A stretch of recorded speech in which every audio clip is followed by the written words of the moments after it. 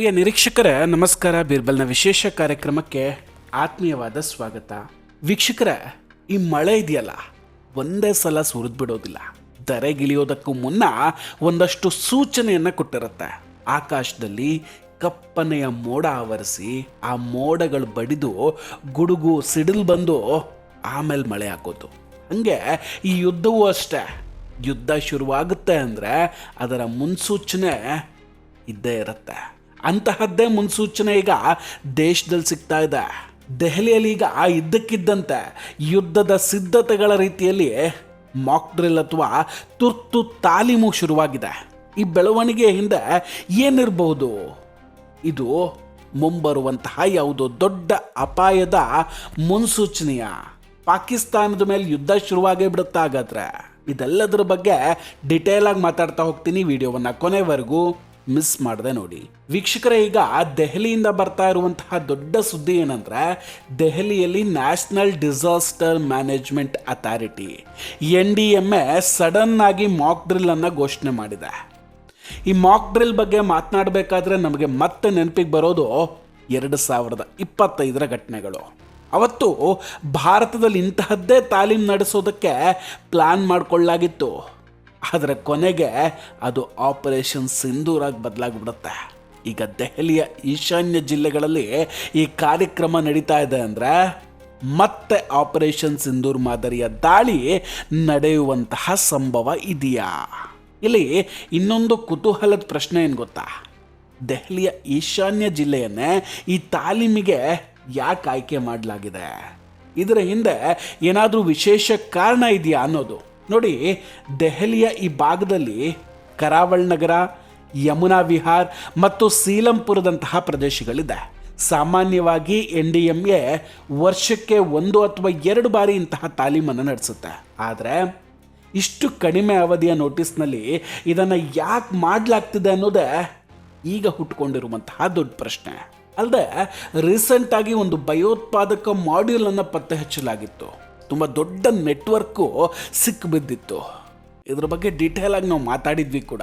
ಹನುಮ ಜಯಂತಿಯ ಸಂದರ್ಭದಲ್ಲಿ ದಾಳಿ ನಡೆಸೋದಕ್ಕೆ ತುಂಬ ವ್ಯವಸ್ಥಿತವಾದ ಪ್ಲಾನನ್ನು ಮಾಡ್ಕೊಂಡಿದ್ರು ಅವರು. ಬಹುಶಃ ಅದಕ್ಕೂ ಇದಕ್ಕೂ ಸಂಬಂಧ ಇರಬಹುದು. ಹಾಗಾದರೆ ಇಲ್ಲಿ ಅದಷ್ಟೇ ಅಲ್ಲ ವೀಕ್ಷಕರೇ, 2 ದಿನಗಳ ಹಿಂದೆ ಜೈಸಲ್ಮೇರ್ ಗಡಿ ಭಾಗದಲ್ಲಿ ಕೂಡ ಇಂತಹದ್ದೇ ಮೊಬೈಲ್ ಸೌಂಡ್ ಅಲರ್ಟ್ ಆಧಾರಿತ ಆಧುನಿಕ ತಾಲೀಮನ್ನು ನಡೆಸಲಾಗಿತ್ತು. ಇದು ಕೂಡ ತುಂಬ ಕುತೂಹಲ ಮೂಡಿಸ್ತಾ ಇದೆ. ಈಗ ನೋಡಿ, ಇಸ್ರೇಲ್ ತನ್ನ ಜನರಿಗೆ ತುರ್ತು ಪರಿಸ್ಥಿತಿಯಲ್ಲಿ ಹೇಗೆ ವರ್ತಿಸಬೇಕು ಅನ್ನೋದನ್ನು ಹೇಳಿಕೊಟ್ಟಿರ್ತಾರೆ. ಈಗ ಅದೇ ರೀತಿಯ ತರಬೇತಿಯನ್ನು ಭಾರತದಲ್ಲಿ ಕೂಡ ಜನರಿಗೆ ನೀಡಲಾಗ್ತಾ ಇದೆ. ಇನ್ನು ಈ ಮಾಕ್ ಡ್ರಿಲ್ ನಡೀತಾ ಇರುವಂತಹ ಭಾಗದಲ್ಲಿ ಕೋಟ್ಲಾ, ಗಾಜಿಪುರ, ಕರ್ಚ್ಪುರ ಮತ್ತು ಕರೋಲಿಯಂತಹ ಪ್ರಮುಖ ಪ್ರದೇಶಗಳಿದೆ. ಇಲ್ಲಿ ಗಮನಿಸಬೇಕಾದ 2 ಮುಖ್ಯ ಅಂಶ ಅಂದರೆ, ಮೊದಲನೇದಾಗಿ ಇದು ಒಂದು ನಿರ್ದಿಷ್ಟ ಸಮುದಾಯದ ಪ್ರಾಬಲ್ಯ ಇರುವಂತಹ ಪ್ರದೇಶ. ಎರಡನೇದಾಗಿ ಇದು ಕೈಗಾರಿಕಾ ಕೇಂದ್ರವೂ ಕೂಡ ಹೌದು, ಇಂಡಸ್ಟ್ರಿಯಲ್ ಏರಿಯಾ. ವೀಕ್ಷಕರ, ಇತ್ತೀಚೆಗೆ ನಡೀತಾ ಇರುವಂತಹ ಇರಾನ್ ಮತ್ತು ಅಮೇರಿಕ ಯುದ್ಧದಲ್ಲಿ ನಾವು ಕಣ್ಣಾರೆ ಕಂಡಿದ್ದೇವೆ. ಈ ಹೆಚ್ಚಿನ ದಾಳಿಗಳು ಮೂಲ ಸೌಕರ್ಯಗಳಿರುವಂತಹ ಪ್ರದೇಶಗಳ ಮೇಲೇ ನಡೆಯುತ್ತೆ. ಇದನ್ನು ಆರ್ಥಿಕ ಯುದ್ಧ ಅಂತ ನಾವು ಕರಿಬಹುದು. ಒಂದು ದೇಶದ ಆರ್ಥಿಕ ಶಕ್ತಿಯ ಮೇಲೆ ದಾಳಿ ಮಾಡೋದು, ಅದನ್ನು ಕುಗ್ಗಿಸೋದು ಇದರ ಉದ್ದೇಶ ಆಗಿರುತ್ತೆ. ಅಂದರೆ ಪಾಕಿಸ್ತಾನದಂತಹ ದೇಶಗಳು ಕೂಡ ಇಂತಹ ತಂತ್ರಗಳನ್ನು ಬಳಸಬಹುದಾ? ಹಾಗಾದರೆ ಖಂಡಿತ. ಪಾಕಿಸ್ತಾನಕ್ಕೆ ಭಾರತದ ಜೊತೆ ನೇರ ಯುದ್ಧ ಮಾಡುವ ಶಕ್ತಿ ಅಂತೂ ಖಂಡಿತ ಇಲ್ಲ. ಪರಮಾಣು ಯುದ್ಧದ ಸಾಹಸಕ್ಕೆ ಕೈಯಂತೂ ಹಾಕೋದಿಲ್ಲ. ಹಾಗಾಗಿ ಭಾರತದ ಆರ್ಥಿಕ ಬೆನ್ನೆಲುಬನ್ನು ಮುರಿಯೋದಕ್ಕೆ ಪ್ರಯತ್ನ ಪಡ್ತಾರೆ. ಪಾಕಿಸ್ತಾನದ ಮಾಜಿ ರಾಯಭಾರಿ ಅಬ್ದುಲ್ ಬಾಸಿತ್ ಇತ್ತೀಚೆಗೆ ಒಂದು ಹೇಳಿಕೆಯನ್ನು ಕೊಟ್ಟಿದ್ದ. ಮುಂಬೈ ಮೇಲೆ ದಾಳಿ ಮಾಡುವ ಬಗ್ಗೆ ಮಾತಾಡ್ತಾನೆ. ಯಾಕಂದರೆ ಮುಂಬೈ ಭಾರತದ ಹಣಕಾಸು ರಾಜಧಾನಿ. ಅದೇ ರೀತಿ ದೆಹಲಿಯ ಈ ಕೈಗಾರಿಕಾ ಪ್ರದೇಶಗಳನ್ನು ಟಾರ್ಗೆಟ್ ಮಾಡುವಂತಹ ಸಾಧ್ಯತೆಯನ್ನು ಕೂಡ ನಾವು ಯಾರೂ ತಳ್ಳಿ ಹಾಕುವಂತಿಲ್ಲ. ವೀಕ್ಷಕರೇ, ಕಳೆದ ಕೆಲವು ದಿನಗಳಿಂದ ಭಾರತದಲ್ಲಿ ಎಸ್ಪೆಷಲಿ ದಿಲ್ಲಿಯಲ್ಲಿ ತುಂಬ ಹೈ ಲೆವೆಲ್ ಮೀಟಿಂಗ್ಗಳು, ಸರಣಿ ಸಭೆಗಳು ನಡೀತಾ ಇದೆ.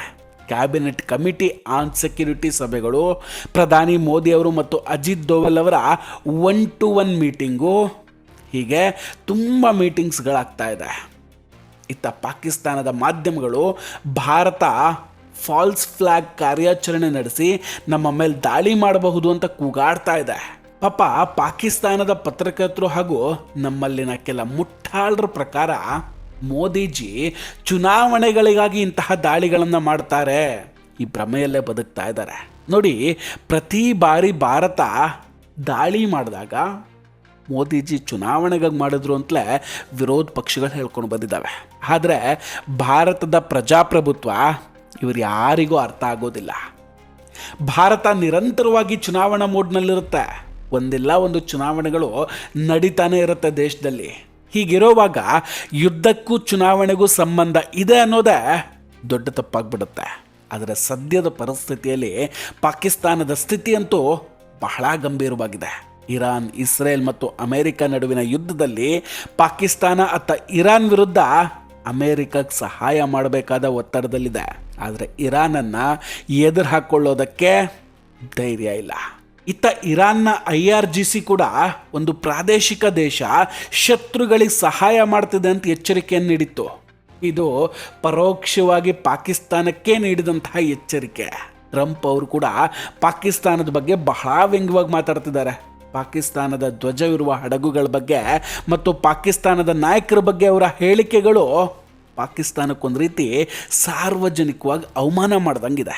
ಟ್ರಂಪ್ ಅಂತೂ ಪಾಕಿಸ್ತಾನವನ್ನು ಗುಲಾಮನಂತ ನಡೆಸ್ಕೊಳ್ತಾ ಇದೆ. ಇದಂತೂ ಸ್ಪಷ್ಟವಾಗಿ ಇಡೀ ಜಗತ್ತಿಗೆ ಗೊತ್ತಾಗ್ತಾ ಇದೆ.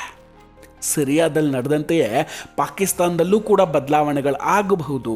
ಅಮೆರಿಕ ಮುಂದಿನ ದಿನದಲ್ಲಿ ಬಲೂಚಿಸ್ತಾನ್ ಲಿಬರೇಷನ್ ಆರ್ಮಿಯನ್ನು ಬೆಂಬಲಿಸಿದ್ರೆ ಆಶ್ಚರ್ಯ ಪಡಬೇಕಾಗಿಲ್ಲ. ಟ್ರಂಪ್ ತಮ್ಮ ಇತ್ತೀಚಿನ ಭಾಷಣದಲ್ಲಿ ಇರಾನ್ನ ಕ್ಷಿಪಣಿಗಳ ಬಗ್ಗೆ ಪ್ರಸ್ತಾಪ ಮಾಡ್ತಾರೆ. ಅದೇ ರೀತಿ ಅಮೆರಿಕದ ಇಂಟೆಲಿಜೆನ್ಸ್ ಡೈರೆಕ್ಟರ್ ತುಳಸಿ ಗಬಾರ್ಡ್ ಅವರು ಕೂಡ ಪಾಕಿಸ್ತಾನದ ಕ್ಷಿಪಣಿಗಳ ಬಗ್ಗೆ ತುಂಬ ಕಳವಳವನ್ನು ವ್ಯಕ್ತಪಡಿಸ್ತಾರೆ. ತುಳಸಿ ಗಬಾರ್ಡ್ ಅವರು ಪಾಕಿಸ್ತಾನದ ಕ್ಷಿಪಣಿಗಳು ಅಮೆರಿಕದ ಕಡೆಗೂ ತಿರುಗಬಹುದು ಅನ್ನೋ ಎಚ್ಚರಿಕೆಯನ್ನು ಕೊಟ್ಟಿದ್ದಾರೆ. ಟ್ರಂಪ್ ಅವರ ಇವತ್ತಿನ ಭಾಷಣವನ್ನು ಕೇಳಿದ ನಂತರ ಜಗತ್ತಿನಲ್ಲಿ ಯಾರಾದರೂ ಹೆಚ್ಚು ಹೆದರಬೇಕಾಗಿದ್ದರೆ ಅದು ಪಾಕಿಸ್ತಾನ.